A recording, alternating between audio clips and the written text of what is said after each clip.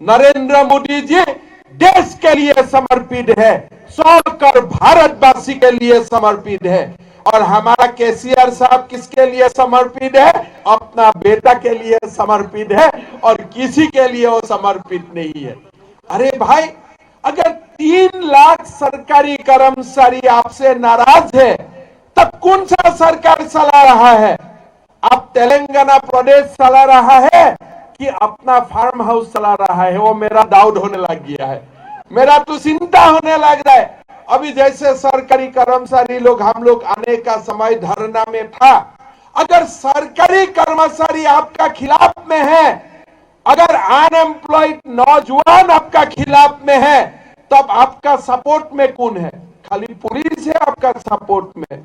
तब पुलिस को लेके आपका राज नहीं चलेगा।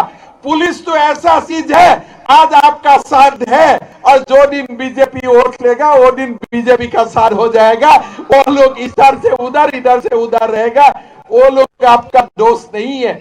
अगर आपका दोस्त है तो आपका जनता है, आपका प्रजा है, लेकिन आप जनता का साथ गद्दारी कर रहा है, आप नौजवानों का साथ गद्दारी कर रहा है, सरकारी कर्मचारी का साथ गद्दार कर रहा है, तो आपका बहुत दिन रात चलने वाला नहीं है। ओवैसी आपको बहुत दिन चला नहीं पाएगा। बाबर जैसा खत्म हो गया, ओवैसी भी खत्म हो जाएगा, वो बहुत जरा दिन नहीं लगेगा। भारत में ऐसा एक अहंग था, कांग्रेस का भी अहंकार था कि बाबर और औरंगजेब को लेके हम लोग बहुत दिन चल पाएगा, लेकिन देश ने निर्णय किया कि बाबर और औरंगजेब चलेगा नहीं।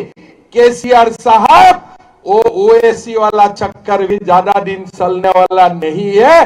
भारत बाबर औरंगजेब, निजाम और ओवैसी से मुक्त होने वाला है और हम उसी रास्ता में चल पड़ा है और वही काम होगा।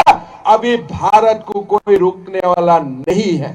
जैसे आर्टिकल 370 खत्म हो गया, जैसे राम मंदिर बनना काम शुरू हो